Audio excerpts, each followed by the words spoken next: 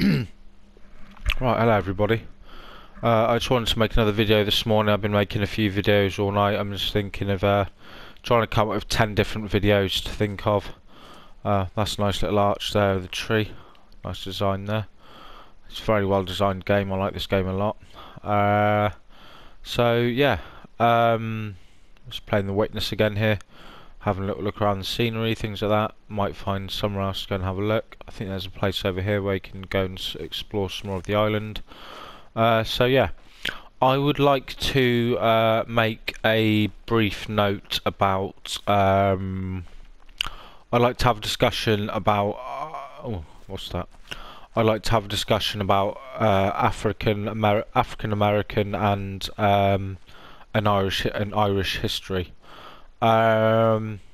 Forgive me if I get any of the specifics wrong. It's just from what I've mustered up and what I know. I'm kind of doing it on a bit of a whim here, if you can tell. But basically,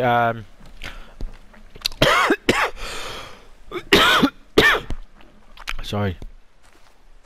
As I think go through here. As I know, Christopher Columbus went to go and colonize America, colonize the east coast of America, where he landed in Washington, where he met the native people in around. Well, look at all this up here. I'll stop here and have a look for a bit. I can't remember what it was. Don't worry about specific dates, things like that. You don't need to get. I'm not going to get specific dates right. Christopher Columbus went to colonize America out of the UK. It was a band of people called the Puritans, is basically not the Protestant. It wasn't the Protestants as such. It was a band of people called the Puritans. And effectively what happened after that was I believe the same people out of the United Kingdom went to colonise Australia. What happened was with Australia is that they went to colonise it, and as far as I know, the British people, or the British Empire, got Irish prisoners. They took Irish prisoners on the boats with them to Australia to build the west coast of Australia and settle there, and the Irish prisoners were used as construction workers and labourers to build I believe what would probably be now Victoria, the Australian county of Victoria, or around Melbourne, as I now have family around that area of the world, of cousins, things like that. So yeah, the idea is that Irish prisoners were used to settle on the west coast of Australia and settle there and build the towns, build the settlements, things like that, build the farms, all this kind of stuff, build the agriculture, and that's how it worked, whilst the British people sort of ruled over them and all that kind of stuff. And I think there's a large Asian demographic, say in Melbourne, for example. Now, moving on back onto America, what happened then was that if we're moving on to what happened with the African Americans in history, then basically what happened. Oh, look at all this. So look on his chair there. Look at him. So basically, what happened was if you're looking at the African Americans through history. I don't listen to that. Right, 1 second. Let's get off this.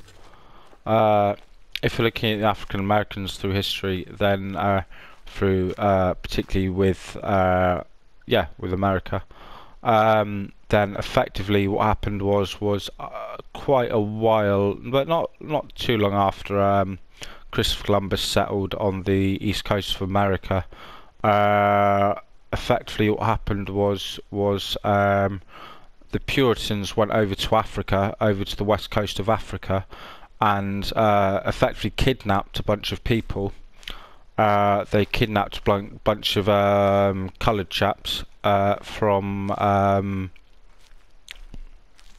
the west coast of Africa. They just kidnapped them, and then they took them over to America, not just to build it, but what they actually did was, it was for cottonseed farming. The idea was that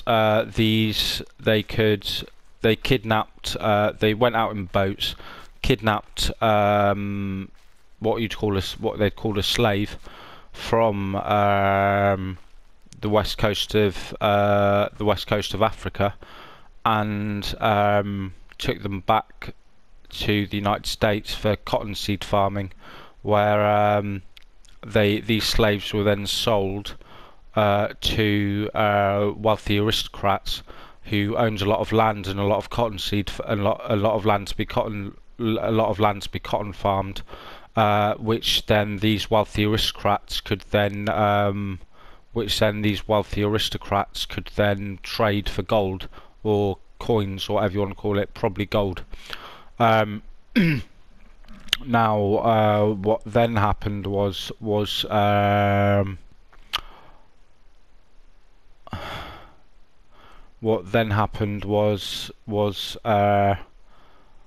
if you want to get back to the if I just move back slightly, there was the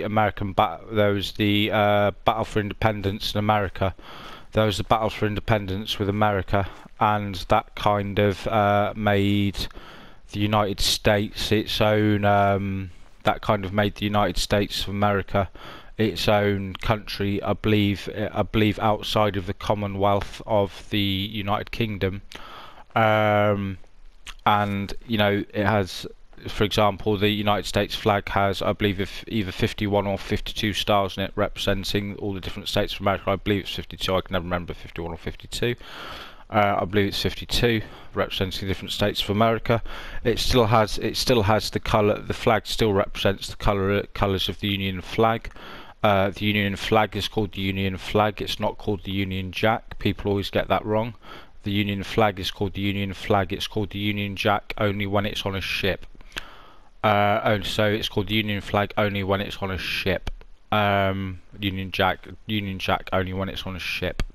So then that was the battle for independence. Now, after this, there was Abraham Lincoln with the Civil War. That was less than 200. It was less than 200 years ago. It's about 100, maybe 140 years ago, something like that, 150, 140 years ago. Now, there was Abraham Lincoln, who it was not the Battle of Independence. That was the American Civil War, which the North won against the I believe it was the Federal North against the or the Republican North against the Federal South. I'm not entirely sure which one, but basically the South were in favour of slavery because they obviously earned a lot of money from it, because most of the wealthy aristocrats were kind of based in the South, and that's where all the cotton farms were based. And basically these African American slaves made absolutely no money. They just sort of made them work all day, and yeah, that was about that. And then basically the North with Abraham Lincoln won in the Civil War about 150 years ago. Not it's not that long ago. Won that Civil War, and slavery was abolished. But there was still kind of a lot of restrictions in the States towards African Americans, which basically meant that that slavery was abolished, but they didn't have the same legal status or human rights as say a white person would in the or a Caucasian person would in the United States of America. So basically what happened after that was there was the civil rights movement in the 1950s and 1960s, and that meant that basically they didn't have the African Americans sitting on the back of buses, things like that, and they had their own legal status, things like that, the right to vote, things like that. Martin Luther King, things like that are all important. So nice clouds. So anyway, and if we go back on to Irish politics for a bit, I can't think of my. Funny enough, I know more about that. But if we go back onto Irish politics for a bit, I mean the amount of atrocities, not the British people, but the British government have actually caused the Irish people over centuries and centuries and centuries. I mean, there's the potato famine, which was the staple food of Ireland. It's a trick. It's an old trick of the British government to effectively starve their opponent. It happened in India during World War II. Churchill did it to a bunch of people in India, and effectively it's an old trick of the It's an old trick of the British Empire. It's an old trick of the British Empire to starve their opponent, or starve the populace. So there's potato famine in Ireland. And that's effectively why you have why Northern Ireland and the Republic of Ireland are what they are today, because there was a war called the the Irish Republican War of Independence, which held place between, I believe, 1916 and 1922. And then basically what happened was that basically what happened was that there. I'll just stop here for a second at the end of here and look at this nice building here. Basically what happened then was that the North and the South divided at a treaty. The North and the South divided at a treaty between the British Empire and the people and the Irish guerrilla movement in Ireland, run by a man named Michael Collins. It was civilians fighting an army, and so they came to a treaty so that the British Empire got a few counties in the north next to the Republic of Ireland in the south.